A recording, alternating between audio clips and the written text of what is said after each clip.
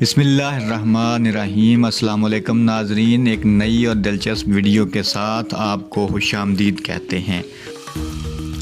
ناظرین، دنیا میں لوگوں کی ایک ایسی قسم بھی ہے جو اپنے بیان اور کام کی وجہ سے توجہ حاصل کر لیتے ہیں۔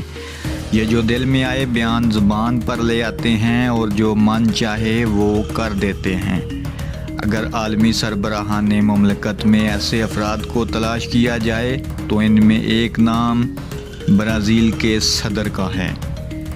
وہ اپنے بیانات کی وجہ سے شہرت رکھتے ہیں۔ حال ہی میں انہوں نے کرونا ویکسین لگوانے سے انکار کیا اور ساتھ ہی ایسا بیان دیا کہ پوری دنیا کی توجہ حاصل کر لی۔ اس دلچسپ اور مزیدار ویڈیو میں مزید آگے جانے سے پہلے ہمیشہ کی طرح ریکویسٹ ہے کہ اگر آپ نئے ہیں اور آپ نے چینل ابھی تک سبسکرائب نہیں کیا تو رک کر چینل سبسکرائب ضرور کر لیں تاکہ آپ کو آئندہ بھی ایسی مزیدار اور دلچسپ ویڈیوز ملتی رہیں۔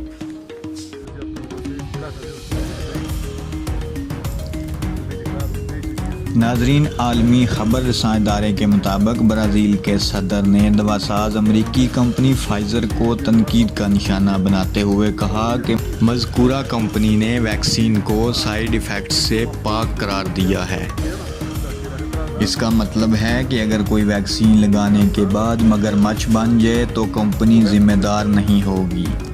صدر نے مزید کہا کہ اگر کرونا ویکسین لگانے کے بعد مرد مافوق الفطرت مخلوق بن جائیں یا عورتوں کی مونچھیں نکلنے لگیں تو کمپنی کو اس سے کوئی فرق نہیں پڑے گا۔ برازیل کے صدر نے ان خیالات کا اظہار ملک بھر میں مقامی سطح پر تیار کردہ ویکسین لگانے کے عمل کا آغاز کرتے ہوئے کہا۔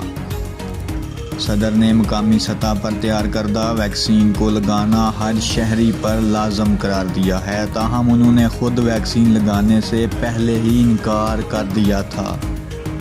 یہ پہلی بار نہیں جب برازیلی صدر نے کرونا سے متعلق مضحکہ خیز بیان دیا ہو۔ پہلے وہ کرونا کو مانتے ہی نہیں تھے، پھر انہوں نے کرونا کو معمولی فلو کہا اور بعد میں کرونا ٹیسٹ کٹ کو بیکار قرار دے چکے ہیں، جبکہ گزشتہ برس جولائی میں ان کا کرونا ٹیسٹ پازیٹیو آیا تھا۔